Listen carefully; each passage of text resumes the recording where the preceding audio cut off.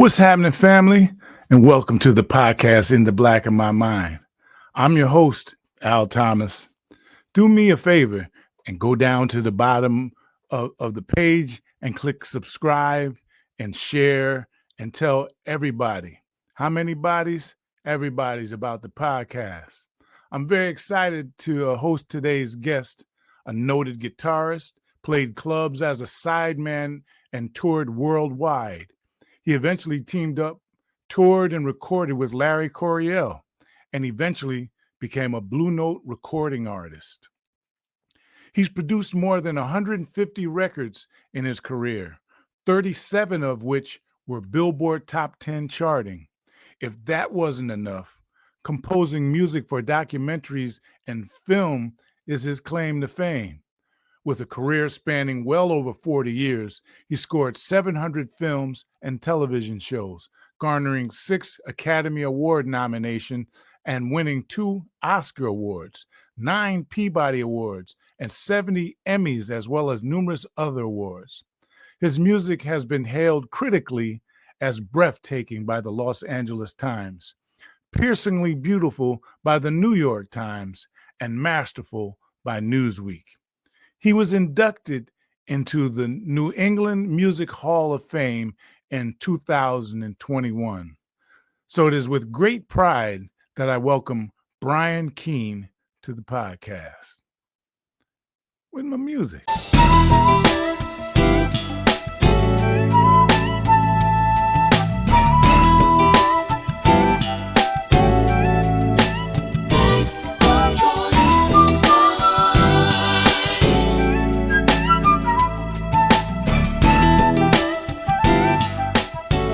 Welcome to the podcast, Brian Keane. Thank you. Great to be here, Al. Thanks for inviting me. Please, I consider it an honor and a privilege, man, for you to be here, bro. You have no idea.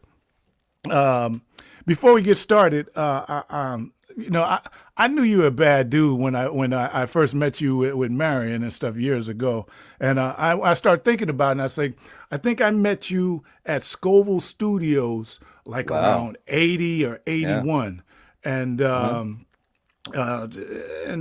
so then fast forward some years later, then I would see you at Toad's place, Marion's Christmas party, and you were always so generous with your time and talking to me and sharing things with me. And man, I didn't realize just how bad a dude you were, man. I was like, dag, man. I'm sitting next to music royalty here. I'm like, what the heck is going on? Well, I view things in a different perspective. I got a lot of awards here. My kids are going to think of them as bowling trophies. They'll probably sell most of them for money when I kick. No. And when you think about what's meaningful in music, I mean, the number one hit of 1929 was Mammy by Al Jolson in blackface. Right. And at the same time, Gershwin wrote Rhapsody in Blue and hardly got any notice. Wow. So yeah. So that kind of puts things in perspective. That puts it in perspective.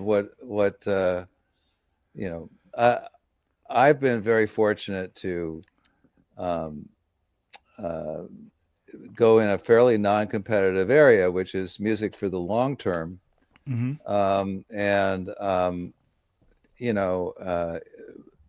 knew, but it actually pays in the long term.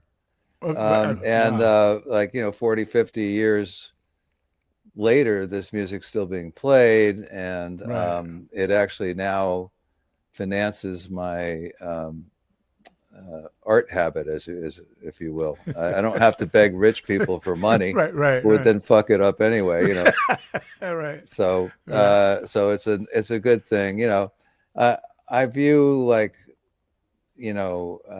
my existence. Well, let me just say that I'm a squattist, which means I don't know squat in the scheme of things, and I'm pretty sure that nobody else does either. So I view I view our collective existence as humans are an animal on a rock that's been spinning around one in some 20 trillion stars for its entire existence, which is about 200,000 years. And we've gotten a little more accomplished than roasting meat, but it's we're still pretty primitive, and we the evidence of that is who we elected president. I mean, it's Wow. it's just we don't seem to evolve past certain state. We can't get past this idea. For instance, like we have this idea that there's winners and losers, right? They have that in show business too. If you win the award, right? I won a lot of awards, and they miss the point that we live in an ecosystem. We don't, and if you lived in a real ecosystem, right? If the predator was unrestricted, they would destroy the ecosystem. Totally. Right. And that's the sort of, we give praise to these symbols of extreme absurd imbalance, where some daddy's boy grows up without any kind of restrictions or learning what hard work or morality or any of this stuff, and we adore him simply because he was born with all these advantages, and yet the same person is talking about DEI hires. I mean, exactly. It's just incredibly stupid. Yeah.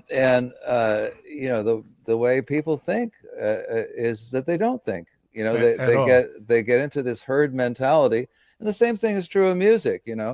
Yes, definitely.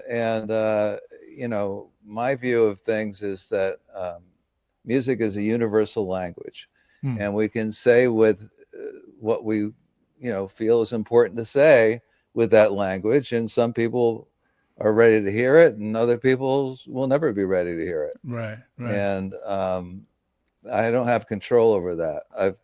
The idea of control, I think of that, we're spinning around that 1 in 20 trillion stars. I don't think there's a lot of control that we have. I don't think that we're the center of the universe at all. And I think that, the best to, my grandfather's told me there was 3 types of mortality, immortality. Is one is you have children, the biological types that almost anybody could do. Another was you could do something great and be remembered for what that great thing is. Although even the Julius Caesar, who was the emperor of all of Rome, is mostly thought of as a type of salad dressing today, right? And it's not even named after that Julius Caesar. Right, either. Exactly. So I think that's kind of like, having the largest grain of sand on an infinite beach, and then the third type of immortality that my grandfather talked about, which is the most interesting of them, which is that you can pass on information, and you can pass on your experience and what you've learned, and that's how we evolve, or how we should evolve as a species, right? So pass that on and learn, contribute to the evolution of those who come after you. I mean, I don't think that a lot of us think about like how we got here and the incredibly unlikely series of events, the miracle really of our existence. Right. We just live our lives and think what's on TV and what's in the news and what's the latest trend of whatever that they're selling us, and all that stuff is meaningless compared to existence. Truly, all of the win or loser stuff is meaningless compared to that we get to miraculously exist in this ecosystem in the age of heat and air conditioning, and machines that can make incredible music. So, my general attitude about things these days is one of gratitude, and that's basically, Yes, I mean, I recognize there's lots of problems in the world, and I do what I can, but I know that whatever I can is going to be, you know, about as effective as you know, trying to get to Mars, you know. So, But what you do, you know, I mean, you've made an impact where you are and stuff. And if more people would take the initiative to make an impact where they are, we'd be a lot further along in the game than we are right now. that's true. You know, And the other thing that was really interesting about my job, you know, I started out in 1981 when you saw me in Scoville's. mm-hmm. That brought back some memories. Gary Scoville, by the way, was my neighbor across the street growing up. I knew him since I was 5 years old. Oh, wow. And you wouldn't like his politics these days, but he was sort of a grease monkey who didn't have any other idea what he wanted to do. His father inherited some money, so he decided to have a recording studio. And it was like an incredible benefit to me because I started out making a record with Larry Coryell there. I had a duo with Larry Coryell. Okay. And we were working on some, you know, I did like vanity demos, you know, that were horrible. You know? And we're talking like when I was in my 20s, you know. Okay. And stoned every minute of every day. Of course, that's par for the cause. Yeah, you know, I actually ended up having to get sober to keep a job touring. Wow. If you can imagine being that bad. And I thought the important thing was to keep the job, but it turned out that the important thing was to get sober. So, you know, now and then I have to apologize then because I'm sure I contributed to that because I mean, I was the worst ever. I mean, you know, ask Marion. Yeah. But you know, what ended up happening was I was working in Scoville's studio when a husband and wife came in to do a film. One of those horrible films they make you watch when it rains during recess when you're a kid, you know. Yeah. Every day, Bobby's dad goes to work. It's called a commute. So you know, this one was about taking care of your teeth. Okay. And I was sitting with Gary actually when they walked in, and they said, "Do you guys do film?" And we knew that neither one of us had ever done anything with film, and we looked at each other and said, "Sure." Of course we do. And so he had written this dippy song about taking care of your teeth. And you know, I put together a band of really good players. In fact, I think Joey Melati was in the band. Okay. Who plays with Marion and in New Haven, all that. Yeah. And we did the song about the teeth, and they loved it. And then they came in with like sort of bad Jimmy Buffett kind of songs about shrimp boats and things like that. Oh, no. And you know, we furthered the relationship. You know, we did those things even in between touring with Larry Coryell in a duo, which is what I was doing, or I was touring with Eddie Gomez, the bass player for Bill Evans as well. Oh yeah, wow. So, you know, with those things, what happened was they were on an assignment with their cameras, which in those days was before computers, before cell phones, right?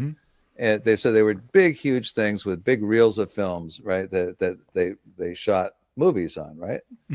And not everybody had them in their suitcase. You know, there were a separate suitcase for all that, right? Right. Separate couple of suitcases. You're purposeful when you walked out with something like that. Yeah. So they're in Key West, Florida, doing some assignment. You know, some new kids film probably. And they notice these scruffy guys coming off of boats, and they start filming them. And it turns out they're the only film account of the Mariel boat lift in 1980. And the Mariel boat lift.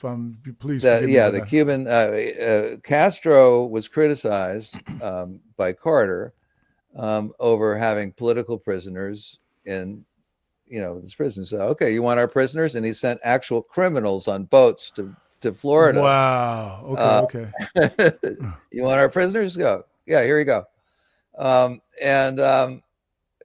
So, Castro was always, like this to the United States, He really had a lot of balls, actually.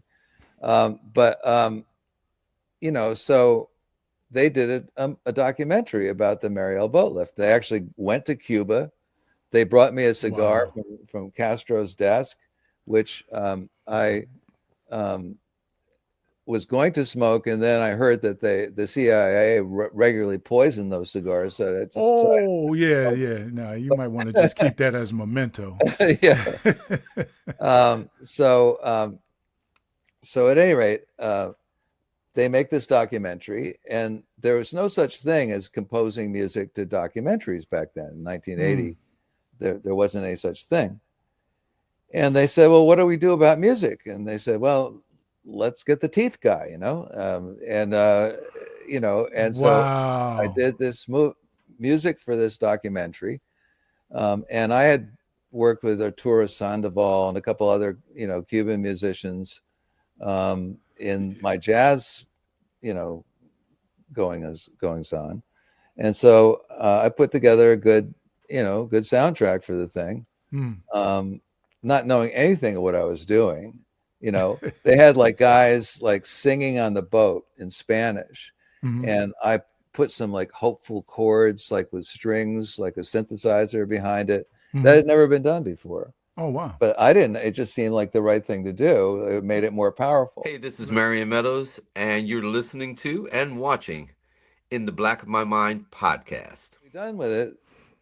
Lo and behold, the film gets nominated for Academy Award. And that was the very first documentary I ever did. It was nominated for Academy Award. And the very next year, HBO, Showtime, Bravo, A&E, all these cable stations started coming out needing content, right? And I did a couple more really big documentaries. I was suddenly the guy, the composer for documentaries. Okay. I never tried to be that person, but there I was, and that's the way, the business is. They sort of peg you for something, and that's how they want to promote you, right? Right. So I'm suddenly I go from a jazz guitarist of some prominence to being the documentary guy. The John Williams of the documentary, as the Hollywood Reporter called me. Okay. And I did the Chimps movie with Jane Goodall. Yeah. And I did the Burns movies, and suddenly I'm the guy. And what was really interesting about that is I eventually got my dream accomplished after 20 years of being a road musician, and I got signed to Blue Note Records, which is the ultimate for a jazz artist, with capital Blue Note. And but they wanted smooth jazz. They wanted me to be Earl Klugh II, Right. And at the time, I was doing the first primetime documentary series on national television on ABC called Turning Point. It was on ABC, and this music in the news was a brand new thing, and we were experimenting of what it should be. I mean, because it's a tremendous amount of responsibility. I can make anyone into a hero or a clown by how I score the music behind them, right? Right. That's what music in this kind of thing is it affects how you feel about certain things. So now I'm in front of, every week, this is the old days of TV. So every week we have 30 million viewers, 30 million. Okay. Wow. That's like Super Bowl numbers. Yeah, today. yeah, exactly. Yeah. But back then that was normal for primetime TV. And at least a popular show, so I'm thinking, am I ever going to reach 30 million people being Earl Klugh II? No.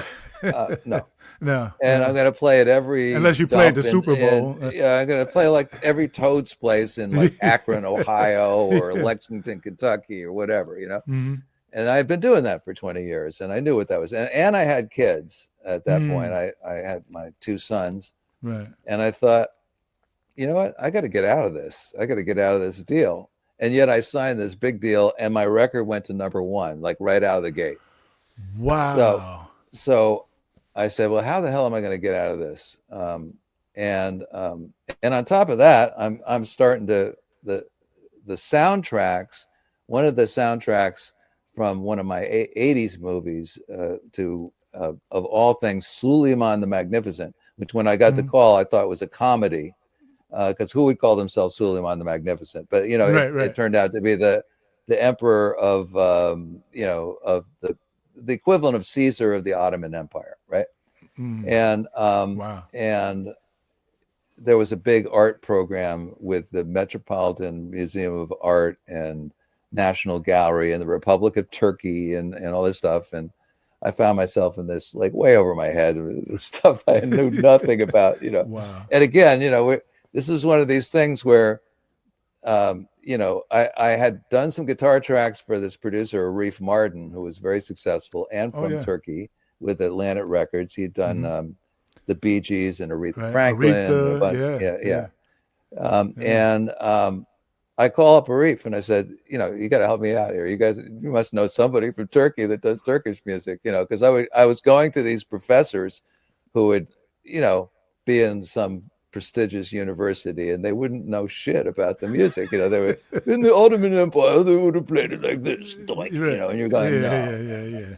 It's not gonna work. And so finally, Arif says, I know nobody, and I'm like, oh man, I'm really screwed on this. Wow. And he calls back 2 weeks later and says that he was a very wealthy guy at the time. His cooks in New York go to a belly dancing dive in Hell's Kitchen called Fazl's, and maybe I should check that out. And so I sent a guitar student, for like 2 or 3 weeks to listen to belly dancing music at this club, right? He comes back with an album, and these guys are right off the boat. They have this, like a vest and the big collars and the curly slippers and all that. Right. And it was called Farouk and the Sultans. And the record was, beyond horribly produced, but I could tell that the player had something going, Then I went down and caught this guy. He didn't speak any English. I didn't speak any Turkish, but the club owner spoke both languages and translated for us. And the music spoke the language. And somehow we communicated enough to get, ideas that would work for the film, right? And the other great thing about a musician is a great musician doesn't exist in a vacuum. They know other great musicians, right? And so once you get connected, like the Middle Eastern musicians are from countries that are at war with each other at the Middle East, but over here they're considered towel heads by bigots, and they play at each other's weddings, so that all the great people from like Armenia and Turkey and Greece and Egypt, and they all know each other, right? They're all part of the same community in a way. Their immigrant community in the United States. And so I got this great group of musicians, and there were things about the music that I couldn't, that had never been done. All that music was played. It was like kind of like Irish music, where everybody plays in unison all the time. You know what I mean? I thought, well, this is boring. This is not going to move very much. I want to be able to emote, for the film. I want to show some of the artwork was just absolutely drop dead gorgeous. If you ever been to Istanbul, it's a place to put on your to-do calendar, because it's definitely on the bucket list. It's an amazing place. But so they had shots of this, the palace at Topkapi and the Hagia Sophia, which is amazing. So I wanted to have, sort of music that spoke to that glory, and not simply the traditional Islamic version of spirituality. I wanted to relate to a Western audience, right? Because that's what this was for. It was a tour of Middle Eastern culture to enlighten the Western audience. So I put strings with that and other kinds. I sort of orchestrated it in a way that never been done before. Wow. Not because I knew what I was doing, but because I was trying to make the film better, you know? Right. And it just went huge in Turkey. Today, that soundtrack, like every cut on it has got, 15, 20 million hits on it, Wow. and you don't think about these things because you don't live in Kurdistan or whatever. Right. And you're also not going to get 15 million hits on. You're not streaming music from Radio Islam, So there you go. So this is how the thing evolved. I became a big world music producer because of soundtracks like that. And I worked with Linda Ronstadt doing her Mexican music, and Van Morrison doing Irish music, and the Chieftains, and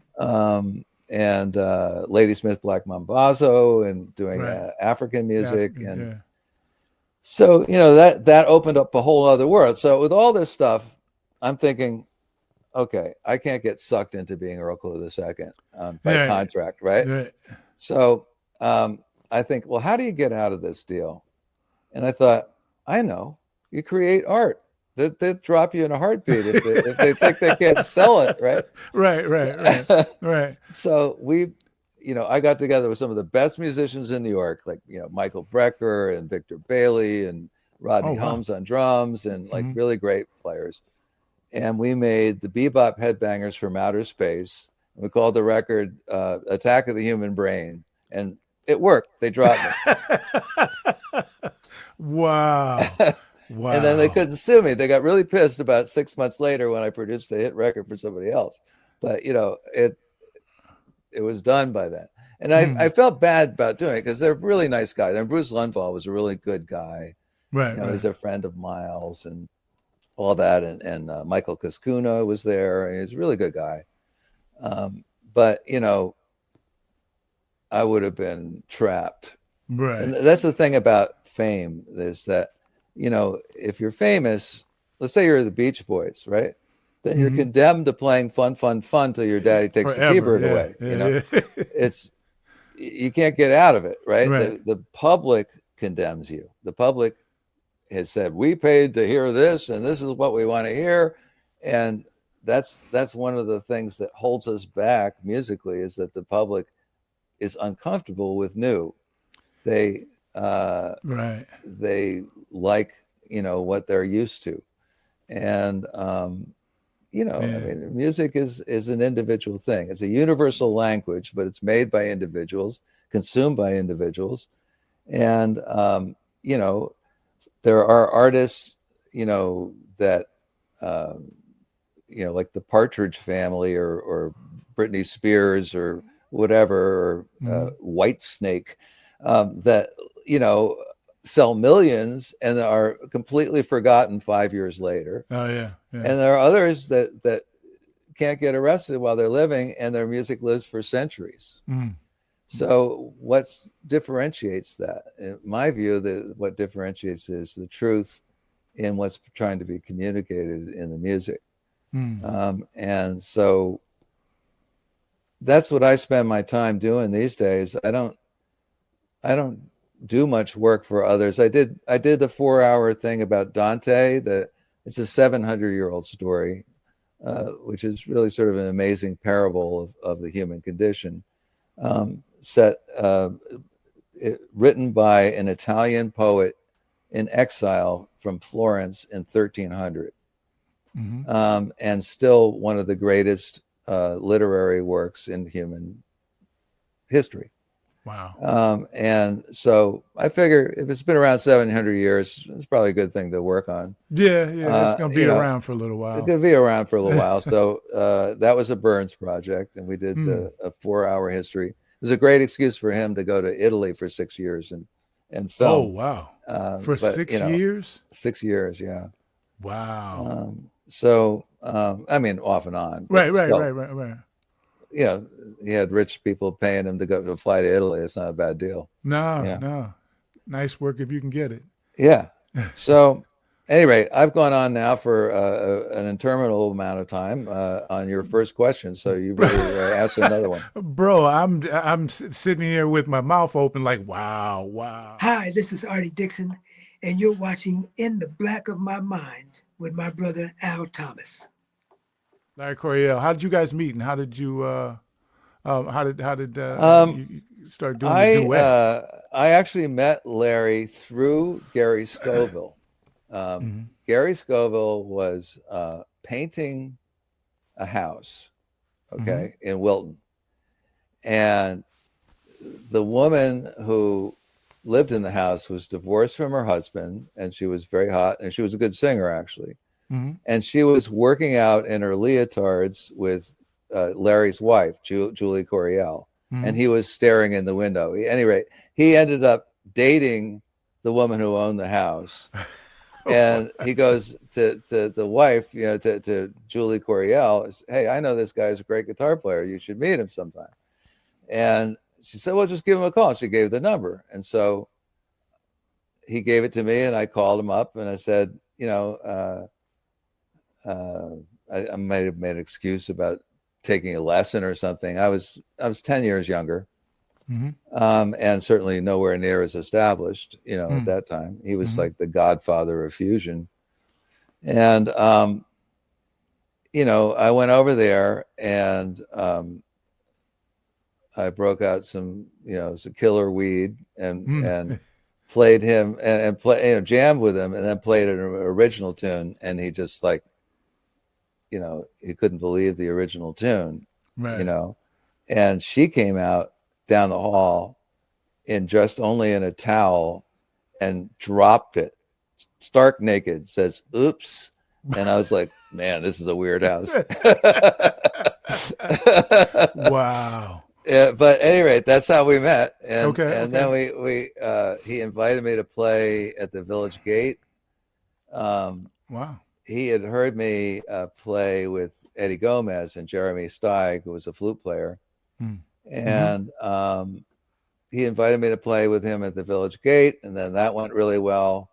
And then we played at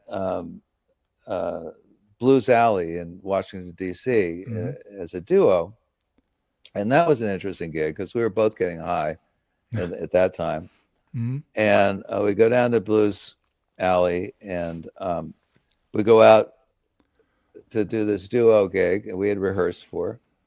And we're out there on the first song, and he walks off the stage. He had forgot to take a piss, And I stuck there playing solo, like winging it for like 5 minutes, So, well, this is, trial by fire.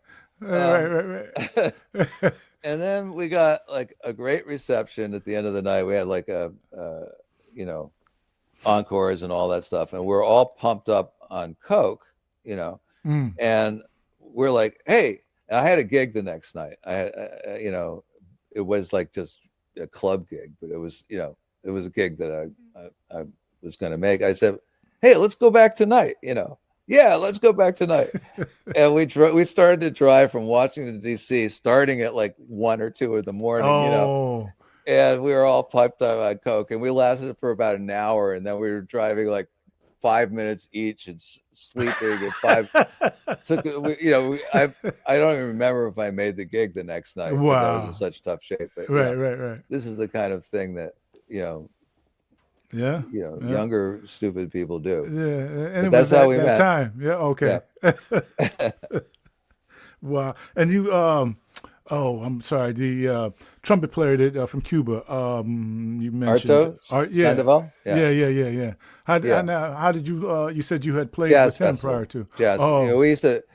I met a lot of people in jazz festivals because you'd go, you play. I played that duo with Larry, and that was a convenient format because 2 acoustic guitars was easy to put on in between bigger setups. You know what I mean? So they'd draw the curtain, and they'd be changing the stuff behind us, and we go out in front and play 2 acoustic guitars at these jazz festivals. And so I met almost everybody doing that stuff. I would go to Helsinki and We had we went to Israel a number of times in the early 80s. And that was interesting because it wasn't. I went back to Israel on a tour in 2019. I stopped playing altogether live except for a few charity events at Christmas time and that kind of thing, like, you know, with Marion's thing. I stopped playing after 95. I had been invited to play in Greece, and you know, it was actually from one of those Middle Eastern recordings. And we had no idea in those days. You wouldn't have any idea of how popular you were in a place like that, you know, because there was no interaction of the business or communication. So sure, it'd be an interesting thing to do. So we took a band to Greece, and we get off the plane, and everybody's looking at me. I'm thinking, did I spill some shit on my shirt? What happened? And we had sold out the Acropolis in 2 hours. We were like the Kenny G of Greece. Wow. And so that was the end of it. You know, I said, okay, now it's getting a little out of control here. I'm not a Middle Eastern artist. And I actually forced the record label to sign one of the Middle Eastern musicians that I used prominently on those records. Okay. Who was working in a raincoat factory in Rochester, New York, when he wasn't playing belly dancing gigs. Yeah. And now he's forever grateful because now he's a big international star and he lives in Turkey. Finally, he's moved back there. Okay. You know, that's the way it was back then, you know. You know, what happened was when Larry died in 2017, the family asked me to do some tribute gigs because, you know, we were known for having played together and all that. And so suddenly I'm on stage with, like, you know, Bernard Purdy and, you know, like these incredible players who never stopped playing. Right. And I'm thinking, oh man, you know, my chops aren't up to this. But, you know, what happens when you're composing nonstop? I mean, it was just like a music factory here for years. Your mind is musically active. So you're like sort of in this compositional mode. And I was like sort of composing more than anybody I knew. So I would sort of spontaneously compose, and it just came back like riding a bicycle, you know. And people responded like really, really positively to that. Nice. And so I did a concert at Carnegie Hall in 2018, and with this Middle Eastern guy that I had made a star, you know, because they had like a world music sort of festival, and they wanted us to do a reunion concert, and it sold out. And I was like stunned, you know. I was like, out for like, you know, 25 years, and it's sold out. And you sold out Carnegie Hall. Nice. It sold out Carnegie Hall. And then we went on a European and Middle Eastern tour in 2019, and all those states sold out. And then, and I was almost back to my old shop level because, you know, it's really hard stuff to play because you have to, you know, play incredible speeds in Middle Eastern modes and improvise in that world. And it's in like 7/8 or, you know. I was getting ready to say you had those crazy time signatures. Okay.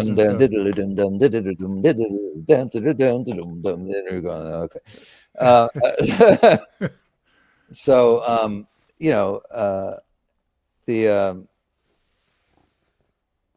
but then COVID hit. So, you know, I was like, okay.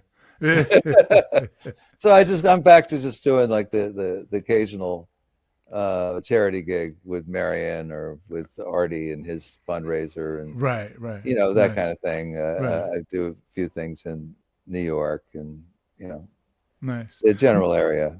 You know. Now you're from a musical family, are you not? My mother was an avant-garde composer. I mean, really avant-garde. As a matter of fact, there's a Scoville story. I bought her studio time when it was pretty expensive, and I went on the road with Larry for the weekend. She came in to use the studio time, and when I came back, you know, Jeff Jones, this big engineer that was working with Gary and Gary are both looking at me like, what the fuck? I said, oh no, what'd she do? And she had brought in Siamese cats in heat, locked them in a booth, and so they would howl at each other. And then manipulated the sounds with tape speeds and echoplexes, and then sang to it. Wow, I would love to hear that. Well, I play it whenever I'm describing how crazy my family is. I'll play that and read one of my brother's dissertations of, he's bipolar. And we have both, passion and craziness in my family. My father was an Irish tenor in the John McCormick very almost corny, but beautiful, lyrical, beautiful voice.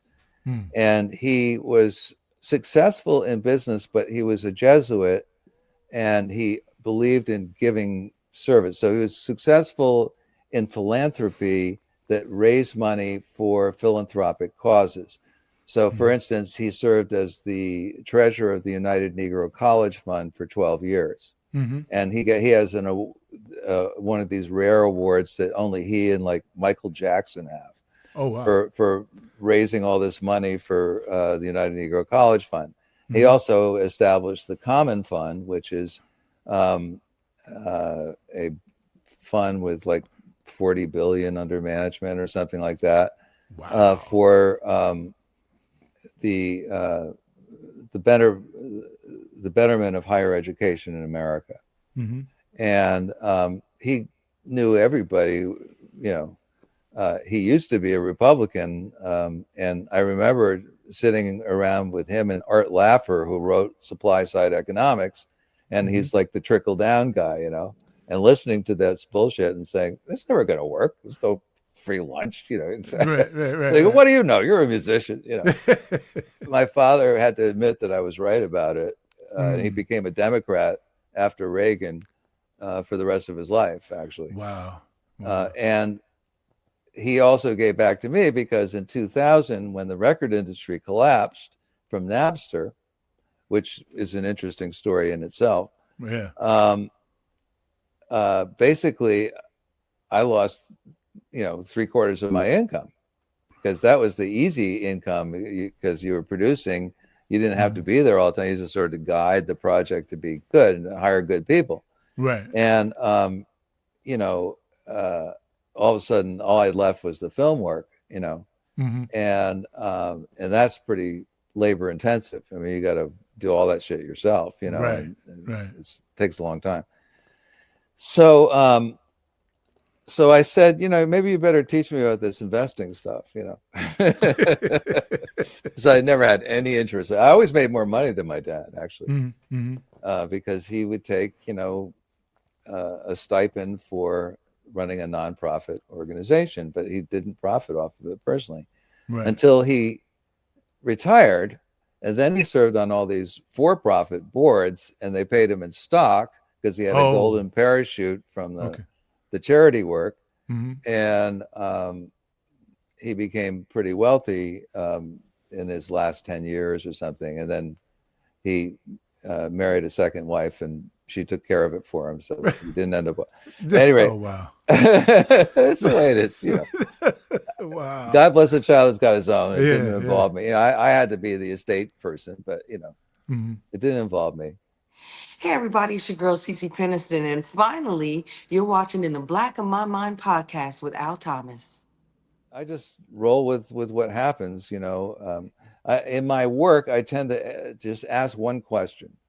How can this be better? The hard part is making it better. Doing the work to make it better. But analyzing how it can be better is also important, Oh, definitely. And that's true of anything you do. It's not true just music, it's true of anything you do. How can this be better? That's the best question to ask. Yeah, no doubt. So now you were born in, I was reading somewhere, you were born in Philly? was born in Philly, yeah, in Jefferson. My grandfather was a doctor there. My parents met at UPenn, and I was the first of three, and so they were still in their college town when she got pregnant, and I was born in the Jefferson Hospital in Philly. Okay. And so when did then we moved to Brooklyn, and we moved to the Berkshires, and we moved to Westport, Connecticut in 1957 or 58. And my father bought a 3-bedroom house in a neighborhood where all the houses were the same, like they're all split level, 1950s, like a Levittown sort of. They don't have those neighborhoods anymore. In fact, that old neighborhood, all the houses have been torn down, and they built monstrosities in their place, and all the houses look the same again, except for now they cost like $2.5 million, $4.5 million. But when my father bought that house, he bought the house for $22,000. Wow. So I was middle class in Westport, if you can believe it or not. Westport wasn't Westport of today. It was a diverse community back then, not racially diverse. Right. I mean, we had like 2 people that were of different ethnic, the 2 non-whites in the town, that kind of thing. But we economically diverse. It was economically diverse, and there were a lot of immigrants. There's a lot of Italian immigrants who families worked on the railroad, the New Haven line, and settled in Westport by the railroad tracks. And so, it was a different place back then.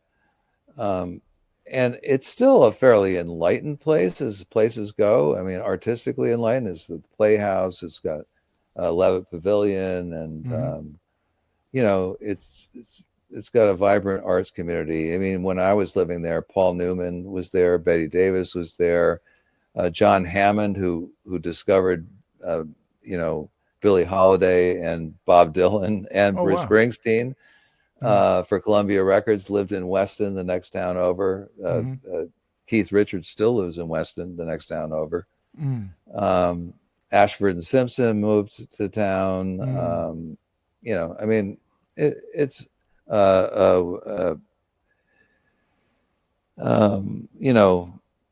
anyway, it's changed a lot, but it's not all bad. There is still, like, if you go to a 4-way stop sign, there's no light. You can take your life into your hands there, because all these women are entitled in their big SUVs, and they just don't wait for anybody. I'm from Westport. Right. Wow. But for me, I bought a horse farm in Newtown that I was going to build a world-class studio. It had several barns in it, and I had hired the architect John Storick, who did Electric Ladyland at Bearsville and a bunch of places like that. And I was in mid-construction when the record industry collapsed in 2000. So I ended up going back to my starter house in Monroe and buying and selling that place, tearing this whole studio down, actually. Wow. Because who's want a 6,000 square foot studio, within sight of a big manor house, So I tore the whole thing down and bought a different place. It's the highest point in Newtown. I got divorced, and I still own the place. I bought my ex another house, and I've got the starter place that I bought in around Scoville days, right? When I was working with Larry Coryell. And it's in Monroe. It's just a shitty little ranch, but we've, sort of renovated it as a studio. It was a round-the-clock music factory when we renovated it in 2003. And then I moved into it after I got divorced. It was sort of a guy's hang, it was like the type of place where the maids would refuse to work here. Wasn't good. So Okay. So, you know, we just worked around the clock here. All the bedrooms were edit rooms or offices. And, you know, we were just doing music around the clock, cranking it out like an orchestral score every 2 weeks, especially when we were doing all that HBO stuff. Oh, right, right. Then I retired in 2010, and I lasted a year. And I found that I couldn't play golf in Florida and go to Meatloaf Mondays and feel satisfied. Right. And I said, well, screw this. And I went back to work with Barry Levinson for a couple of years, the director of Rain Man and a bunch of other movies, Academy Award, great guy to work with.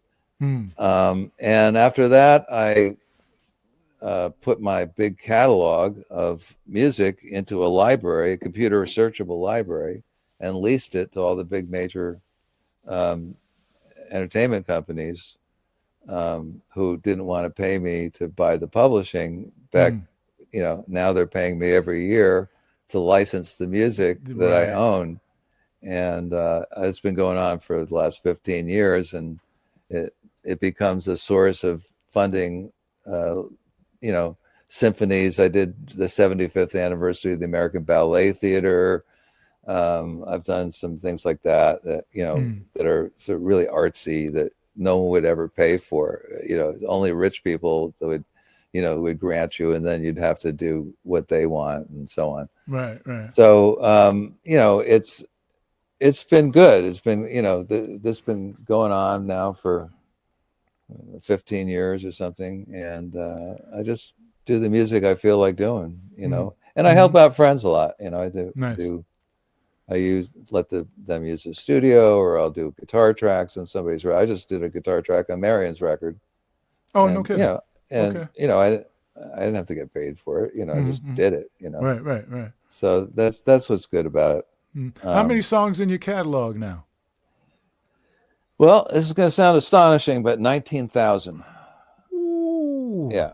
It's because, you know, they're cues. And so, like, if you do a movie, there's 35 cues in an hour, generally speaking. Okay.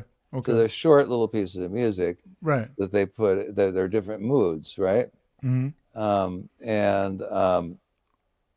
a lot of them have the same theme, but they have different moods for the scene with the same theme, because you know, the theme is like a Pavlovian bell that says, it's okay, you're talking about this concept or this character. So you can track it through the movie. It actually helps subliminally identify the structure of the movie to the viewer. And that's why the loss of these melodies is kind of mystifying to me in modern composing. Oh, man. But that's an understatement. Yeah. But, you know, it's then you take those melodies and you adapt them to the mood that's required. You know, I mean, the idea is to be invisible. I mean, I've had people go, "Oh, I love that movie. I didn't even realize there was music in it." And actually, that's a compliment, because it means you're making them feel what you need to make them feel, right? And right. you're not competing with the movie, right? Right. They're focused on the movie.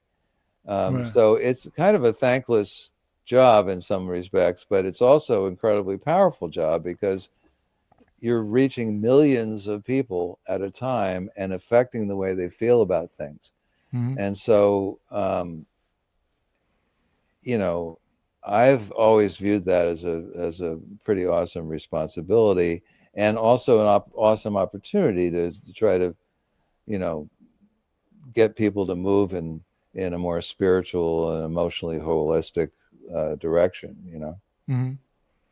You know, I remember talking to you once, and you know, Mary's Christmas party again, and you were saying that he said, yeah, I had a good year, man. I said, you said you did 9 albums, and you had 2 hours of music on film. And I was like, oh, man, wow. And then I went home. I said, dang, 2 hours of music on film? That's a freaking lot of music, man. Yeah. Well, typically, for many years, with the Music Factory years, And I'm writing a book about this. Actually, currently, it's one of the things I'm doing in my spare time. I'm writing the book of squat, because I'm a squatist. I don't know squat in the scheme of things, and I'm pretty sure that nobody else does either. So, but one of the things that is sort of astonishing is when you look back and you go, how did I even get all that done?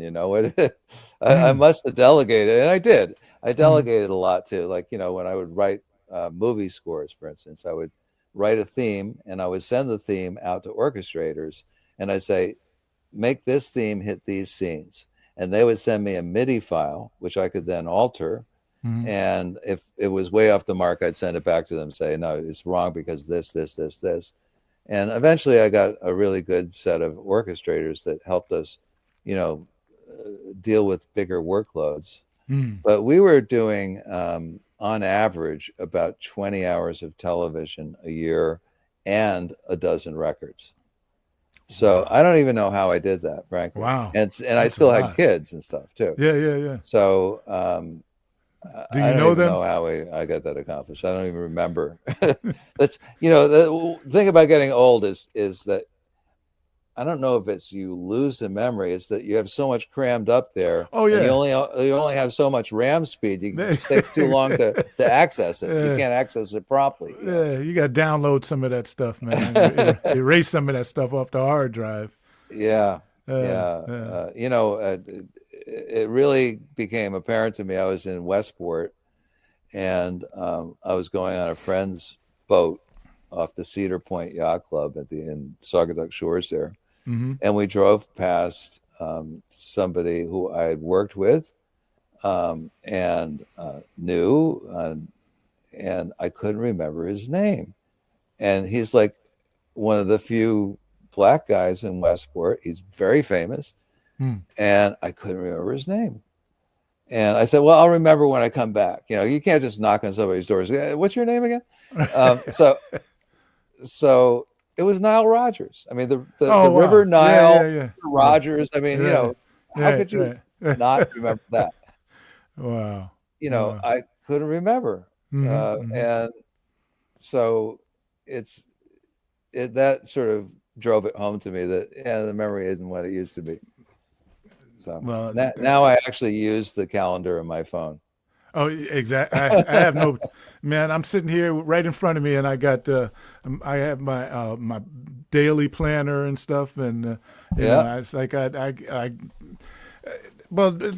know there's been studies done that say that if you write it down, that it helps to lock it in your brain and stuff. Yeah, that's probably true. So I've got desks full of little pieces of paper that, like, when I need to find the number, though, it would be like a 2-hour search. No. If I don't put it in my phone, a telephone number, it's a wrap. Well, anybody gives me a card. Fortunately, I have a partner that I've had since 2015, and she's very organized, and Bonnie, and she basically is my brain storage unit. Oh, okay. that must have been who I talked to when I first called you. And I said, well, Brian left me a message to call him. He's in the studio. He's recording. I think it was like an orchestra or something. I'm like, and he said, he's in the, look, he's working, man. Don't wait. No, if he told you that he wanted to speak to you, then he wants to speak to you. But he's working. Come on. He said, no. Yeah, well, see, that's the beauty of having your own schedule, and being in charge, is that you can decide to make an orchestra wait and take a phone call. That's what I'm saying. Hey, they're getting paid. They don't care. Oh, man. Family. Brian had so many good things to say, man, that we had to make this 2 parts. So please make sure that you tune in and check out part 2 of Brian Keane. In the meantime, y'all be blessed.